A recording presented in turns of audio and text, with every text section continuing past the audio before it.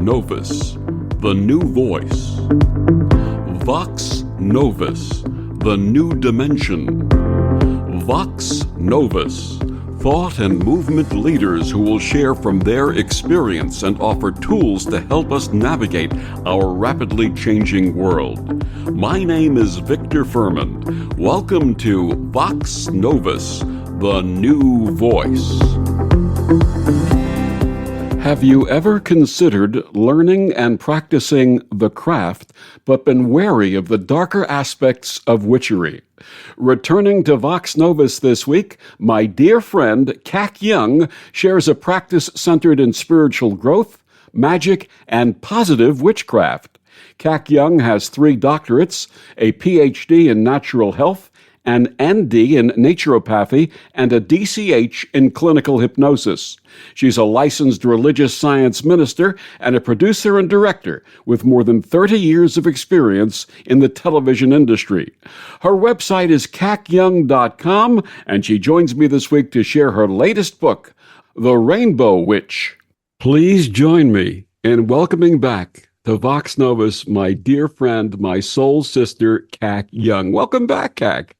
Thank you, Victor. It is always a joy to be on your show. We have such a good time, and I just think we talk about all kinds of interesting things. So thank you for having me. Thank you. And this is your 5th time as my guest. So as they do on Saturday Night Live, congratulations. You're now the first member of the 5-Timer Club on my shows. Wow.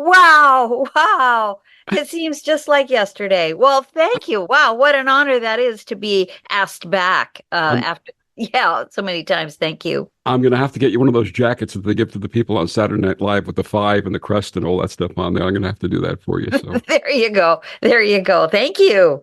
I am so grateful for your prolific authorship, 29 books, your sharing of your wisdom, and especially our friendship. As I mentioned, I regard you as my soul sister. Your life and interests are multifaceted and have spanned the entertainment world to natural healing and metaphysical concepts. For our listeners, and I can't believe there are many who are meeting you for the first time, please tell us about your amazing path. Well, my path started in Hollywood. I was always drawn to the arts, and I started out in theater, really, at the Mark Taper Forum. And I realized that I couldn't really even make enough money to pay rent as a production assistant or an assistant stage manager, and that it would take years through the patriarchal system at the time for me to get up to be a director.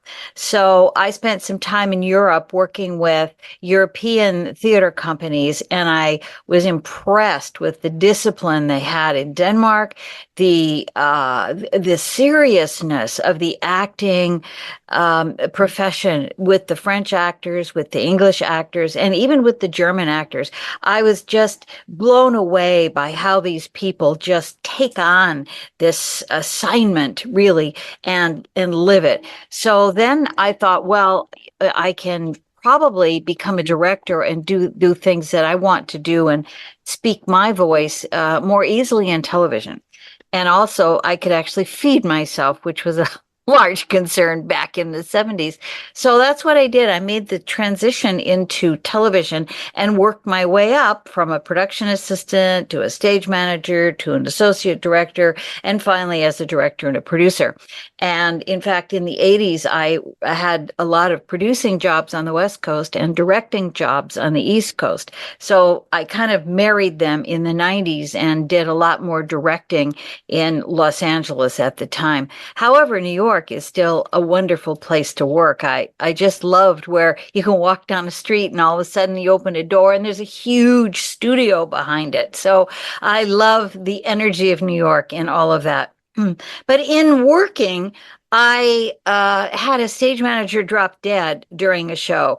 We were doing the Cher show for CBS, and it was her solo show, and our head stage manager dropped dead. So I said, my goodness, if he's working that hard and taking on all of this pressure of production, and he died at 55, I better start looking after myself. And that's when my journey began to look into stopping smoking, eating better, exercising. And that's how I began to develop a longevity gene in myself, if you could put it that way. And that's my journey. I then looked into working with shamans and really smart people from various disciplines all over the world. And as I grew and became aware of my own talents through their generous acknowledgement, I really said, well, I have to do this as well as make a living. And, maybe the two shall meet. So I concentrated on making television that was really good for people and that was helpful. So that's how I kind of blended the two of them until I decided to really write some books and put everything I had learned down for the rest of people to enjoy for however long as people choose to read. So that's my journey. And now I'm really full time into teaching and counseling and sharing ideas through books and helping people. And I'm very big in Reiki and medical Reiki now too, because I think that is a force unto itself that can change the world. Absolutely. In fact, I think our first meeting came through medical Reiki, right? Yes, it did. Yes, it did. Absolutely. Absolutely. Today, we're going to be discussing your new book, The Rainbow Witch.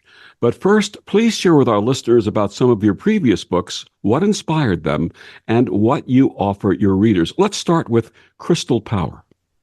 Crystal power is something I was fascinated with in the 80s, and I studied under Dr. Frank Alper, and he was a scientist at IBM, and he left IBM to really explore the power of crystals in a metaphysical way. He knew the power of crystals in electronics and how it carries signals and how it creates, the basis of a lot of our electronic transmission.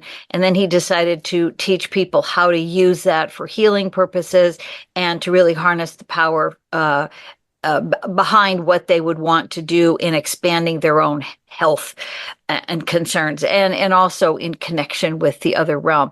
So I was really blessed to work with him for a couple of years. And so I wrote Crystal Power because I don't think metaphysics is silly, and I don't think it's a hobby. I think it's something that people need to learn about and get to know. And you don't have to know everything, but if you pick something that you're interested and say it's crystals, then learn about them, understand them, become part of their community, and then you can really bring that not only into your own life but to the world. But it's not a game, and it's not something you put on your mantelpiece, and it's not a toy or a trinket. It's really a serious piece of physical matter that you can turn into a spiritual entity, and it will help you on your spiritual journey, getting to know yourself and your soul a lot better. And of course, crystals have vibrations and energy. Yes, yes. And the whole energetic plane, I work with, certainly the essential oil book does the same thing, because essential oils have a vibration, and you can channel those vibrations around your body and into your aura in order to be able to heal and adjust the balance of your vibrations. So what all of these books do, crystals, essential oils, they help you integrate your vibrations with the vibrations of the world, the planets, the stars, and everything else around you. Certainly, we have a lot of unwanted electronic transmissions going on that we have to protect ourselves against. Otherwise, we can be harmed by them. So what we do is we amp up our own vibrations to offset the things that are coming in. And that's what I teach. I teach people how to do that, how to really study about what they're interested in, and not just think of it as a fad or a casual piece of clothing that you can toss away when a new style comes out. This stuff that I write about never goes out of style. And then talking about the wee folk living the fairy life. Yes, indeed. Well, that just fell into my life. And really, the fairies wrote it. I've had a lot of fairy folk around me. I'm of Irish Celtic descent, and I have lived with the fairy folk for a long time. And the Fae have been my friends. And I just told all my stories. And the Fae, I sat down in view of my fairy garden and I wrote that book. Actually, I typed it and the Fae dictated it. So I know a lot of people say, oh, yeah, it was channeled. Well, this was more than channeled. This was like, sit down, girl, and listen to what we're going to tell you. And they encouraged me to write my stories. And when the big Thomas fire happened here in Ventura, the back whole garden, 4 levels of my citrus trees burned to the ground, but the fire stopped right at the fairy garden. Wow. Now, what does that tell you? That tells you that something is out there that stopped that fire. And when it stopped that fire, it protected the house. Had it gone a few more feet, we probably would have lost the house. But our house was one of very few in the neighborhood that did not burn to the ground. So I trust these beings. I trust these energies because there's living proof in my own life that they're out there and something works. And of course, the last time you were on, you discussed your book at that time, Magical Trees. Oh, yes. Well, trees have always been a favorite of mine, and I've always had a deep respect for them. So I decided to look at what magic all the various trees contain. Well, I couldn't tackle all of them, but I picked 50. And then I wanted to encourage people not just to see what they give us and how we interact with them and how our life depends on them and how we need to really be proactive about making sure that they continue on this planet for the next generation and so on and so on. And it needs to be careful harvesting and replanting and getting back into the cycle of working with the earth and working with the plants and the planet so that we don't exploit, but we can utilize as long as we restore. So that's what I wanted to get people excited about is the beauty and the value and how trees really support us. And of course, authorship also runs on the feline side of your family with the with the autobiography of my nephew, Spirit the cat. Would Spirit like to share a few words today? Well, Spirit right now is downstairs, involved in some destructive chew toy behavior. I can hear him, but no, he did.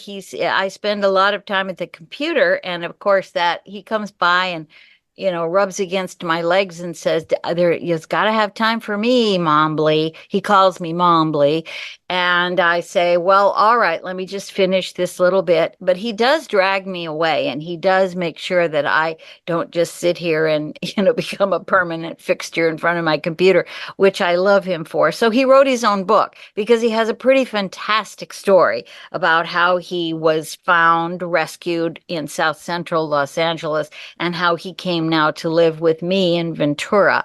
So he just wanted his story to get out there. And so he published it, self-published it, and all the proceeds go to benefit the rescue Kitty Bungalow Charm School for Wayward Cats. And they receive the proceeds of his book. So it's all a win-win situation. Absolutely. What inspired your new book, The Rainbow Witch? Enhance your magic with the secret powers of color.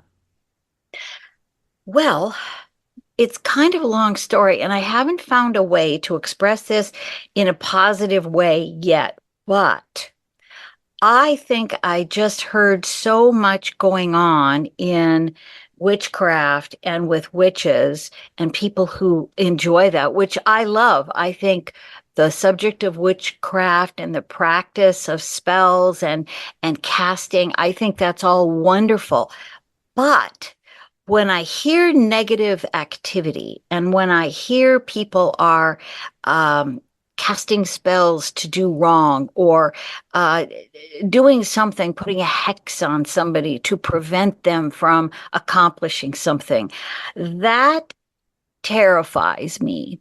because I think that all of this wonderful ability we have of interacting with the energies of the universe, and certainly as expressed in color, that we can do so much good in the world. And we are at a time in the universe right now where we can change for the good or for the evil. We can let the dark side take over, or we can create so much light that the dark has to go underground again and hide. And that's where I think we should put our power. I want to encourage people to be positive, to be strong, to utilize the colors of the rainbow, which have different vibrations and different powers, and really create a world where they are interactive with these colors and these light waves and these radio waves, so that they can really create the life they want from a positive point of view and support the good in everybody, because Which everybody has a seed of good at their core, and that's what we need to encourage. Which leads to the question many of our listeners have metaphysical practices, but might be concerned about the title witch. Who is a rainbow witch, and why should this title not be of concern? Well, it depends on what you think a witch is. And let's see, let me locate my definition of a witch. Well, I'll find it here for you.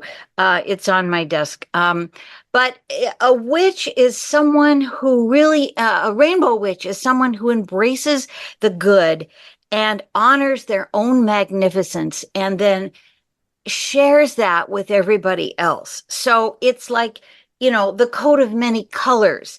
We we put on all of our talents, we put on all of our gifts and all of our abilities, and we utilize them for the good of mankind and ourself, to embrace the good in all, to embrace the power of color, and to really support all living things with this energy. We are, after all, star stuff. We are rainbow stuff. And Carl Sagan said that decades ago. And when we really say, oh, yeah, I'm really made of the same cosmic stuff that everything else is made of. So, what is that all about? And how can I utilize it? So, the Rainbow Witch takes you through all of the chakras, from the root chakra to the seventh chakra in the crown, and it purifies and it gets into that essence of who we are by way of our energy wheels. And when we balance those,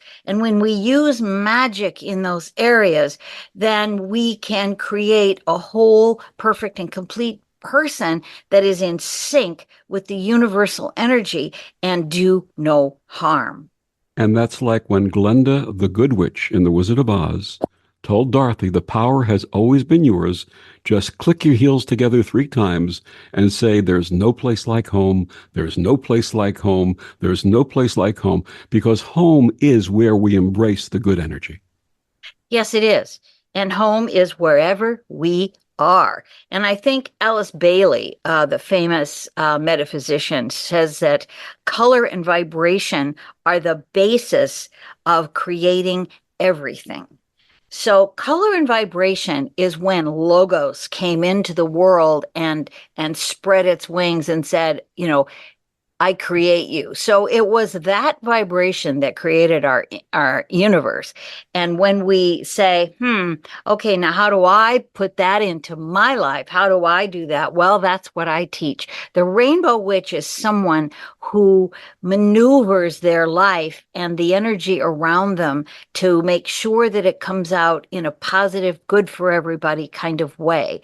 So if we want something, it is not at the exclusivity of somebody else, but it is with the inclusion of all the good energy around us, and all of the intention being that of healing and helping and improving. And of course, we do that with kindness and grace.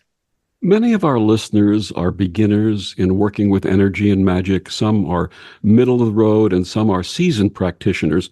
Which audience is the Rainbow Witch written for? Everybody. I think we can all learn something. And I have used color in my work for decades. And I've certainly used it with my crystals. I've used it in essential oils because they have color. And I am also a feng shui master. So when I work with people to change their space, I bring in the vibration of different colors representing the 5 different elements that should be present in every room. And it's not hard. You just recognize a shape or a color or an item or an icon, and you bring that energy in to balance that space.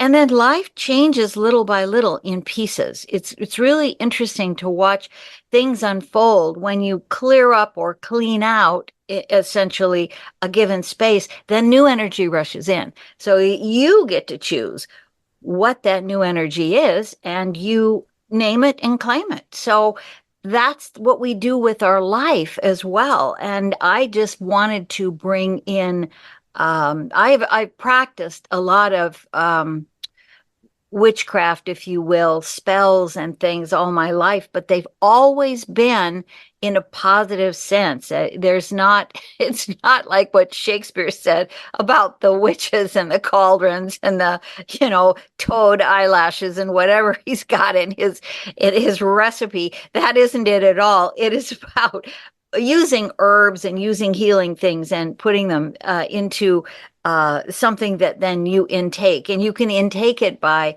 maybe just mentally. You don't have to drink any concoctions. That's not it. But the witches of the old times, and there's a lot of fiction that people believe and a lot of fiction that the Catholic Church read and started executing witches. And the truth is, it was women who had been handed down the practice of herbology and the practice of healing. And they lived on the outskirts of town because that's where they could grow their herbs. And that's where people came to be healed. And they weren't all ugly and all like the witches are pictured. They didn't have huge long noses and they didn't wear pointed caps. They were just ordinary people with gardens and that helped their fellow people, helped their fellow villagers. And then somehow, just like, Walt Disney turned a mouse into a character, I think the Catholic Church and other writers did that with witches. They turned them into these horrible, scary things because they didn't know what they did. And what they were was healers and helpers. And then it all just got convoluted because, anybody who has power, especially women, society wants to take them down. That has been historically correct for as long as we know. And, I can go through the whole history of witches, but I won't take up the time to do that. But basically, they were good. They were well-intentioned, good souls that wanted to help their neighbors. Period. And then all this fantasy came around them, and a lot of people lost their lives. My guest is my beloved soul sister, Kak Young. Her new book, The Rainbow Witch, Enhance Your Magic with the Secret Powers of Color. Kak, please tell our listeners where they can get your books and find out more about you and your amazing work. Well, certainly on Amazon, certainly at Barnes & Noble, online, and any other place that you get your books. You can find it in bookstores. In fact, ask your book sellers to stock it for you. That would be helpful to me, certainly.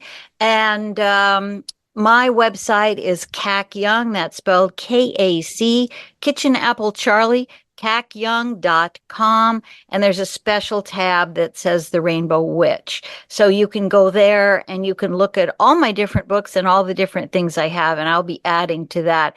And I'm developing this summer a course where you can become an advanced Rainbow Witch, and you'll be able to take the courses and you'll get a certificate that says you are a Rainbow Witch. So that's coming before the end of this year. We will have that, and it will be at rainbowwitch.com. There's nothing there right now but a holding pattern. But anyway, that's what we're working towards. And we'll be back with more of Kak and the Rainbow Witch after these words on the Om Times Radio Network. The cutting edge of conscious radio, Om Times Radio. IOM FM. Om Times Magazine is one of the leading online content providers of positivity, wellness, and personal empowerment. A philanthropic organization, their net proceeds are funneled to support worldwide charity initiatives via Humanity Healing International. Through their commitment to creating community and providing conscious content, they aspire to uplift humanity on a global scale. Om Times, co-creating a more conscious lifestyle. Back on Vox Novus, my guest this week is my beloved soul sister, Kat Young. We're talking about her brand new book, The Rainbow Witch, Enhance Your Magic with the Secret Powers of Color. Kat, in the first segment, you were talking about the definition of a witch that you have. Please share that with us. Yes, I'm happy to. Witch, spelled out WITCH, stands for wise, intuitive, teacher, creating happiness. Beautiful. So if you are a witch, you are wise, you're intuitive, you're a teacher, and you create happiness. And that's the whole point of the Rainbow Witch, is to really surround ourselves with positive thoughts, positive intentions, and positive actions. Absolutely. I know that every time I personally see a rainbow, I'm filled with a sense of awe. What is there about the rainbow and the colors that has this effect on our emotions and our senses? Well, it is amazing, isn't it? So many people report that after someone has died, the first thing they see is a rainbow. After some kind of a wonderful event has happened in their life, a boon of sorts, they'll see a rainbow. Sometimes people are down in the dumps and they will see a rainbow. So I think that is a communication. And I believe that the rainbow, I mean, besides we say that, our pets cross the rainbow bridge when they leave this plane and go to the next one. I think it is really the connective thing, the connective bridge between our plane of existence and the next one. And maybe there's one level, maybe there's a second level, maybe there's a third level, maybe there are 7 levels. Maybe the colors represent 7 levels beyond us here with which we connect. But you can use that rainbow and those vibrations to go to those other places. And that's why I think we see rainbows and we are awed, because it's like a wake-up call. It's like, hey, it's not all about you. It's not all about this moment. There are other things, other places, other people, other events going on. So if it lifts you up, great. If it celebrates people who have been here and who have departed, wonderful. It's a magnificent thing that our sights can take in. Now, hummingbirds can see many more colors than we can see. So when they look at a rainbow, they might see 27 colors and we only can see the 7. But I think 7 is enough because it coincides with if you will, the number 7. There's 7 wonders of the world, that we have 5 senses, but 7 abilities. We have 7 chakras. There's just a whole load of things in the 7 world. So I think when that rainbow appears, it is knocking on our little earthly door and saying, hey, pay attention to me. Hey, look up. Things are brighter. Use me. I'm a bridge. Where would you like to go? And that's what I think the rainbow does for us, is it says there's more than just meets the eye. And this has been found in virtually every culture, at the foundation of almost every faith. I, over my left shoulder here, have a portrait of the Rainbow Buddha. Are you familiar with that? No, I'm not. You have to check that out when we're done today, because this beautiful Rainbow Buddha, it's the Buddha seated on this beautiful bed of flowers and colors of every kind emanating from the essence of the Buddha. It's the Buddha's energy. And it's so special and so healing and so reassuring to look at. So in many different manifestations, the rainbow has been found. Now, what are the 7 rays that you talk about? And what does each represent? Okay. Well, first of all, they represent each chakra. And the colors are red for the first chakra. The orange is chakra number 2. The third chakra is yellow. The fourth chakra is green. The fifth is blue. The sixth is indigo. And the seventh is violet or purple. And they represent so many different things. They have angels attached to them. They have astrology attached to them by color. They have archetypes that fit in. They have flower essences, crystals, symbols, essential oils, plants, trees, divine energies. All the gods and goddesses are associated with color. There are herbs. There's certainly feng shui. There are divination tools connected with color, and the keyword, and they each have keywords. So when you study each color, it's not just a quick read. It's not, okay, I think I'll breeze through this and just kind of, no, it's about really an intense dip into the color and just immerse yourself in that color. So I suggest when people are reading about it that they dress in the color that we're talking about, that they use a journal that is that color, that maybe they write with that color pen, that they really become immersed in this color so that they can feel it in the atomic structure of the cells of their body. And they really can do an exchange with the color, for example, red. And when you deal with red, that's at the seat of your first chakra, which is where all your beliefs come from. That's your tribal center. This is what you've been taught. This is what you initially practice. Now you can change that as you move up the chakra chain, but you basically, this is your lunch. This is what you're given. You open your lunch and you say, okay, do I want this in my lunchbox? What do I want to change out? But that's when you get older. You certainly don't do that until you're in your late teens and early adulthood. But when you become aware of the chakras, which are linked to color and the energy wheels in our body, then you can begin to choose what you want to put into that area, which then guides how you feel, how you think, how you express, and how you connect. So all of those things are very, very important. And when we work with the red energy, that is the vibration that is the shortest wavelength, by the way. It's the shortest wavelength, but it's the most powerful. So getting to know that will change your life and it will shape your future. So take your time. This isn't something you want to just sort of breeze through, but it's something you want to concentrate on. I say, well, if you're going to do this process and really mature into becoming a rainbow witch, which means all of your intentions and actions are guided by the power of color, that you take your time and at least immerse for a week or two in each color. That's not a long period of time in the scheme of things, but just take your time, become aware of red things. It's like when you buy a new car and then all of a sudden you're aware of that car and that color on the highway where you may not have been so aware of it before you actually brought it into your life. So bring the color into your life and add little icons, add things around, buy some red roses and keep them out.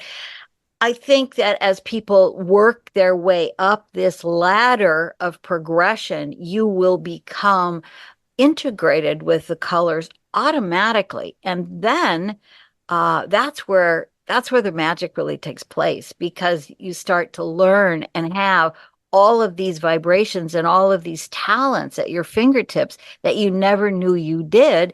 And the color brings that out. And we're going to talk a little bit in general about some of the elements of the colors. Are there correspondences between the rays and the wheel of the year?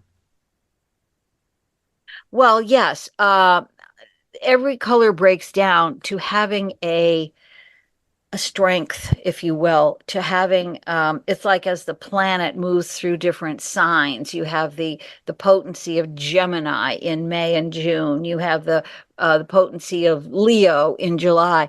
So too the colors have their own times when they are most potent. So red, for example, is January the 1st through February the 21st.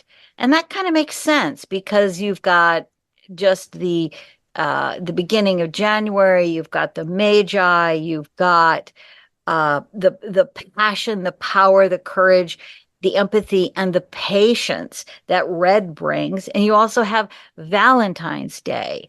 And red is also because of its tribal seating in the chakra line up in our bodies, it also is the seat of passion and love, as is the heart chakra, although they're different. They're a little different.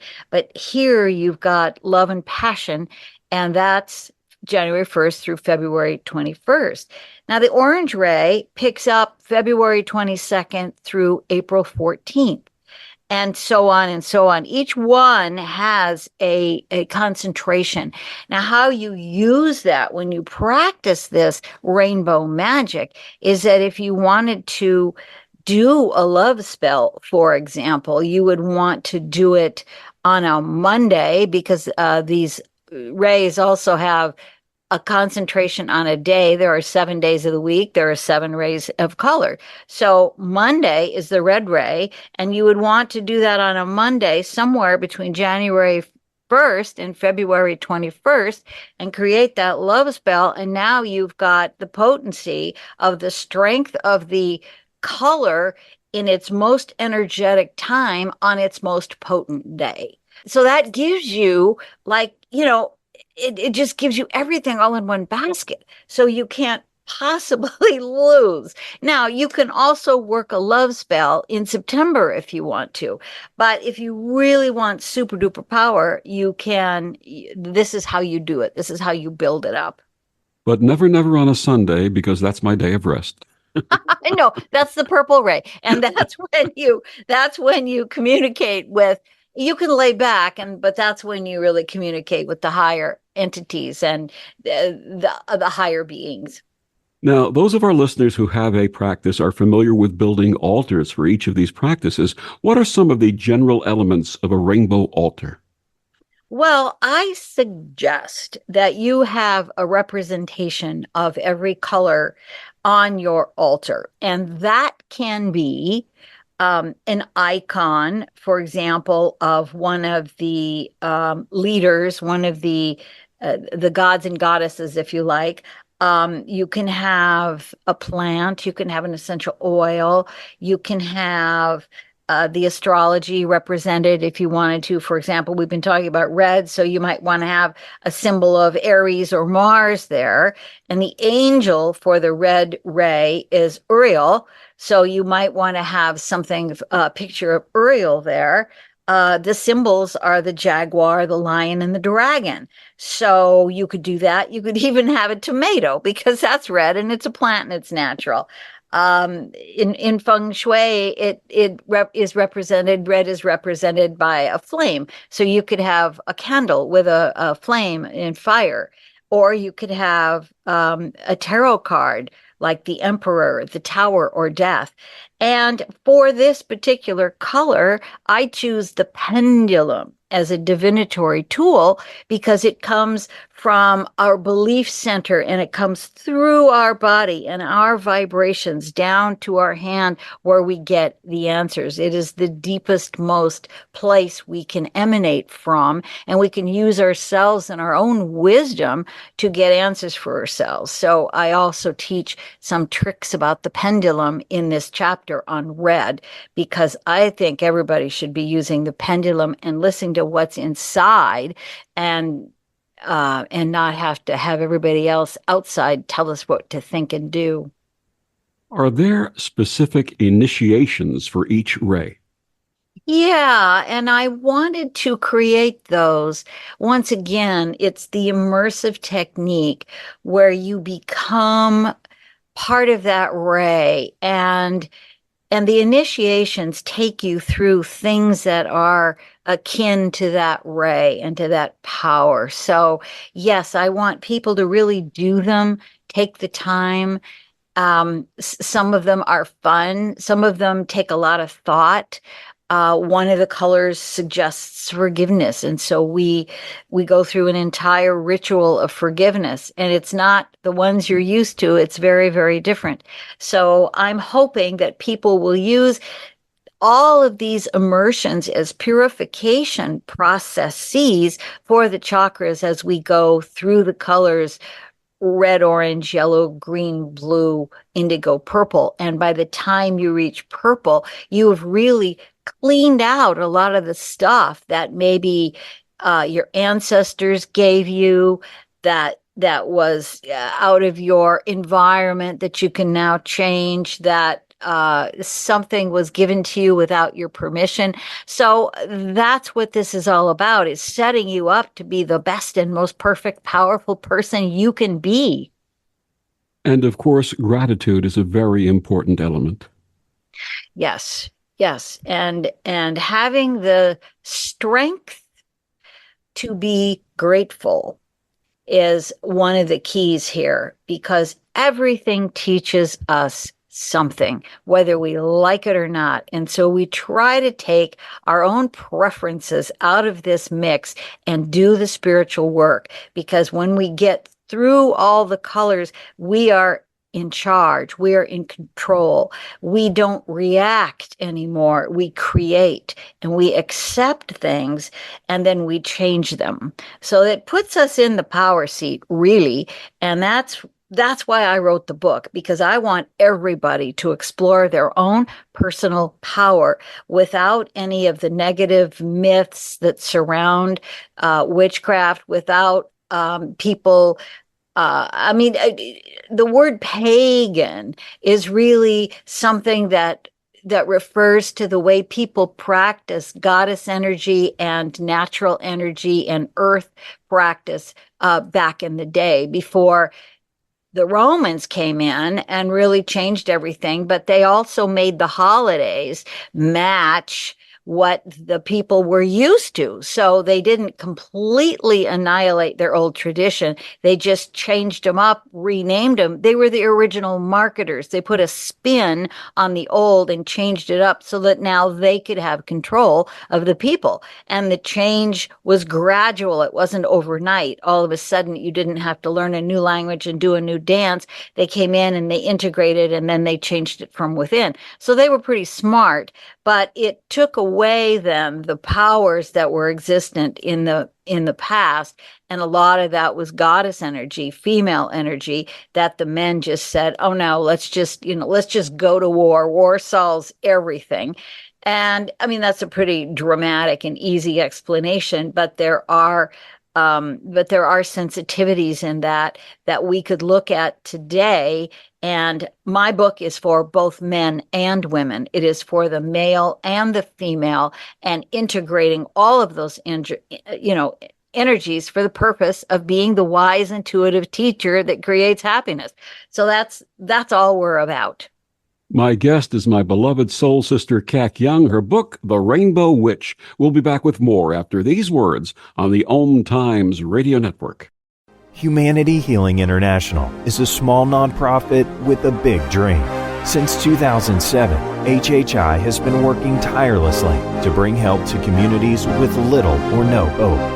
Our projects are not broad mandates, nor are they overnight solutions, but they bring the reassurance that no one is alone and that someone cares. To learn more, please visit humanityhealing.org. Humanity Healing is where your heart is. We've all felt left out. And for people who move to this country, that feeling lasts more than a moment. We can change that. Learn how at belongingbeginswithus.org. Brought to you by the Ad Council. Back on Vox Novus, my guest this week is my soul sister, Kat Young.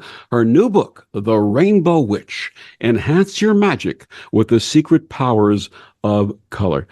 You had talked about Uriel being associated with the color red. Are there other angelic beings associated with the rays? Oh my gosh. Every color, every ray has an angel, and each one of them brings with them a different set of qualities. So, it's Gabriel, for example, is definitely purple. He's violet, and he's a guard and a protector. He fosters communication. And I don't mean to say he's a he, because angels are really, they are not, they're a they. They are not sexed. So I'll change my pronoun here. So they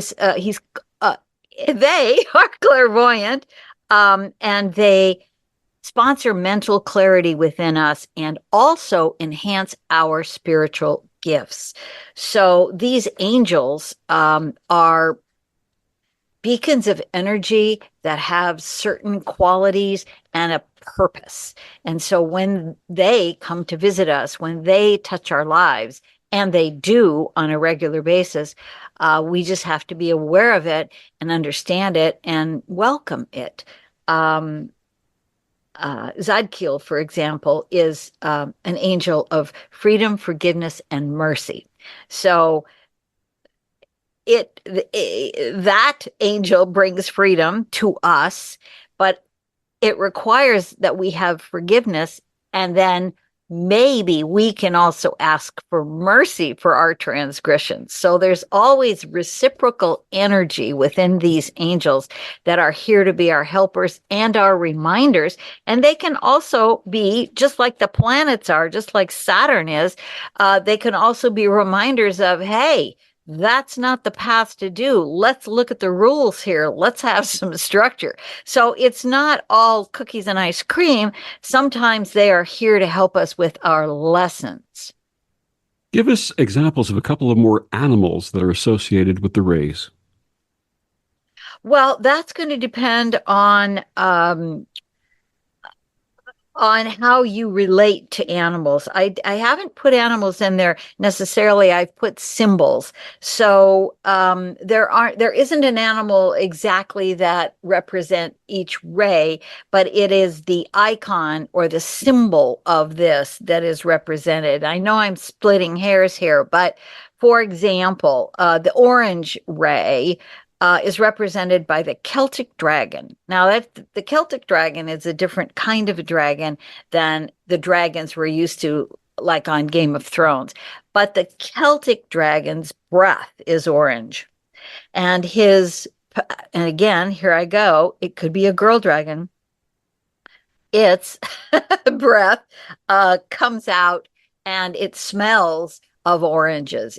The scent is that of an orange or a tangerine or maybe even a kumquat, but it has that sort of citrusy thing about it.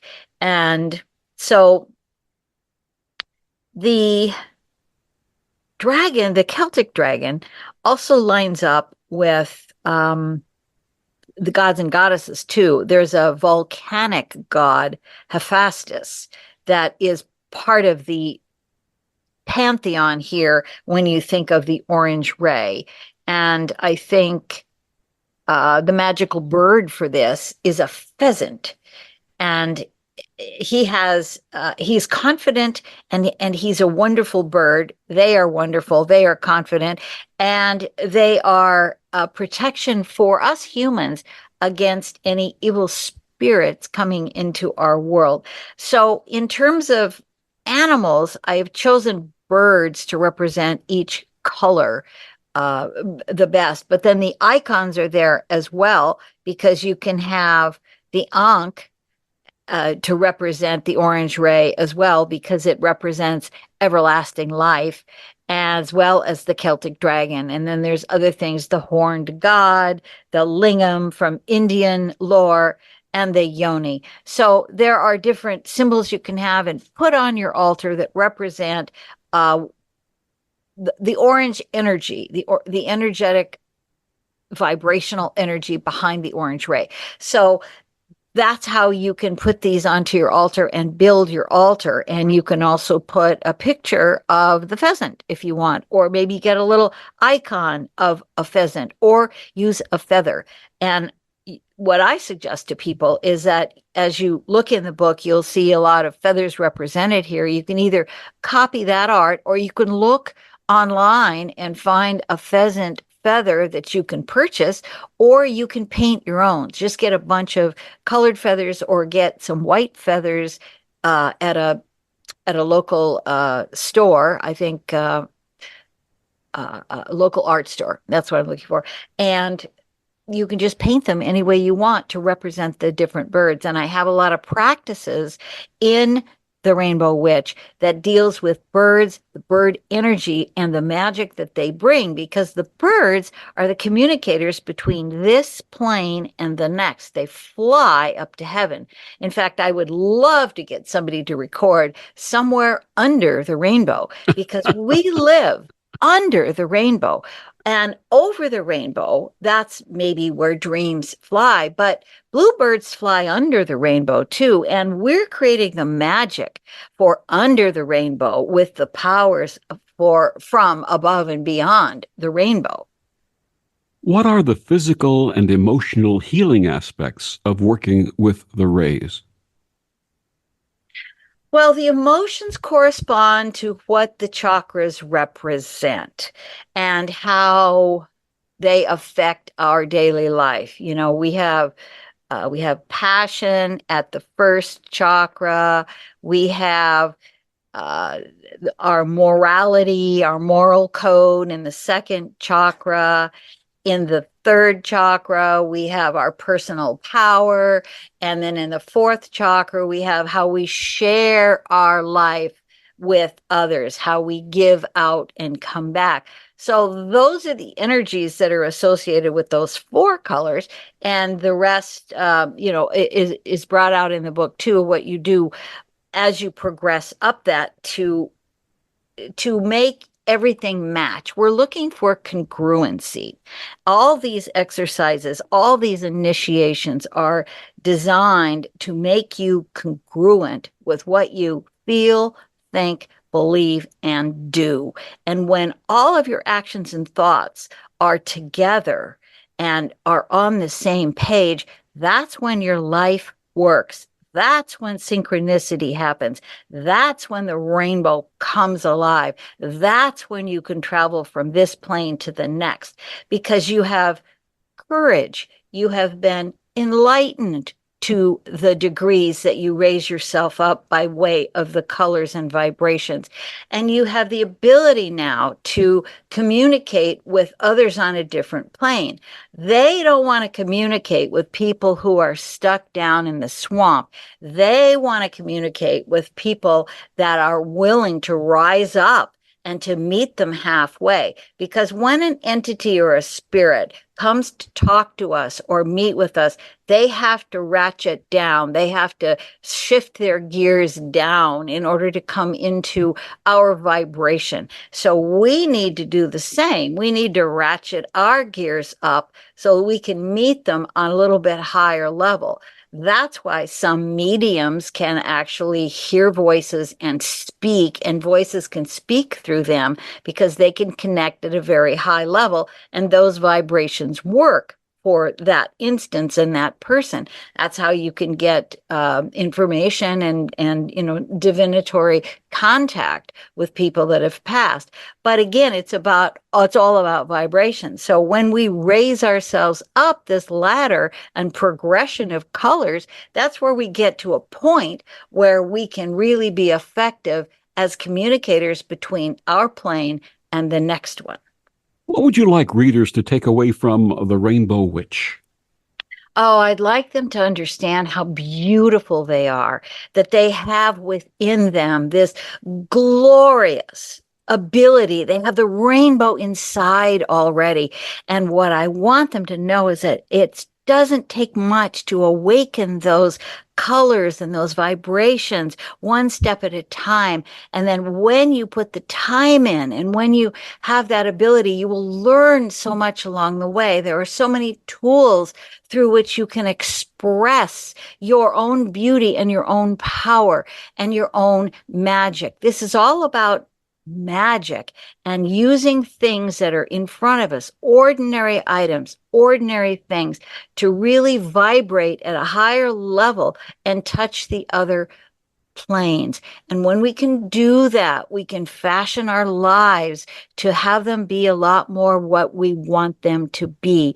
We can rehabilitate ourselves. We can elevate ourselves, and we can celebrate the beauty of who we are as these divine creatures put on this earth to do good and to mirror all the beauty and the wonder of nature. The wisdom of my beloved soul sister, Kak Young. Her new book, The Rainbow Witch. Enhance your magic with the secret powers of color. Kak, one more time, please share with our listeners where they can get your books and find out more about you and your wonderful work. Thank you so much, Victor, for having me on your program and allowing me to talk about this subject. It is the most important book I have ever written, I can tell you that. And you can find me at kacyoung.com. That's spelled K-A-C, Young, YOUNG.com. And you can find all my books there. And the books you also can order off of Amazon or your online bookstore, whatever you'd like. And also ask your local booksellers to stock it. I would love that. And I want everybody to do this practice, buy this book, and become the perfect person that they already are. Kak, thank you so much for joining us and sharing all of your experience and your wisdom and your great big heart. Thank you, my sister. Thank you, Victor. It is an honor. Thank you so much. And thank you for joining us on Vox Novus. I'm Victor, the Voice Furman. Have a wonderful week.